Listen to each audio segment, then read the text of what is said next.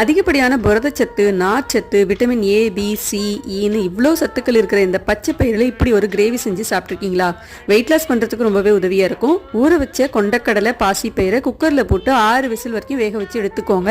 இப்போ ஒரு கடாயில் கொஞ்சமாக வெண்ணெய், கொஞ்சம் எண்ணெய் சேர்த்துட்டு நல்லா காஞ்சதுக்கு அப்புறம் கொஞ்சமாக ஒரு 1/4 ஸ்பூன் பெருஞ்சீரகம், 1/4 ஸ்பூன் ஜீரகம், பொடியாக நறுக்கின 3 பெரிய வெங்காயம், கொஞ்சமாக கருவேப்பிலை, காரத்துக்கு 2 பச்சை மிளகாய் சேர்த்து நல்லா வதக்கிக்கோங்க. நல்லா வதங்கினதுக்கு அப்புறம் ஒரு 1/2 ஸ்பூன் இஞ்சி பூண்டு பேஸ்ட்டு சேர்த்துட்டு 2 பெரிய தக்காளியை அரைச்சி சேர்த்துக்கோங்க. கூடவே அந்த பச்சை பயிறு வேக வச்ச தண்ணியை மிக்ஸி ஜாரில் சேர்த்து கலந்துக்கோங்க.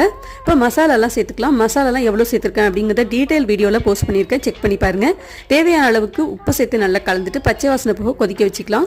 எண்ணெய் பிரிஞ்சு நல்லா கொதிச்சு வந்ததுக்கப்புறம் பச்சை கொத்தமல்லி இலை, வேக வச்ச பச்சை பயிறு, கொண்டக்கடலை சேர்த்துட்டு 1 நிமிஷம் மட்டும் கொதிக்க வச்சிருங்க. கொதிச்சுட்டு இருக்கும் போதே 1 ஸ்பூன் வெண்ணெய் சேர்த்துட்டு அப்படியே மூடி வச்சிருங்க. சூடான சப்பாத்தி கூட சர்வ் பண்ணி பாருங்க.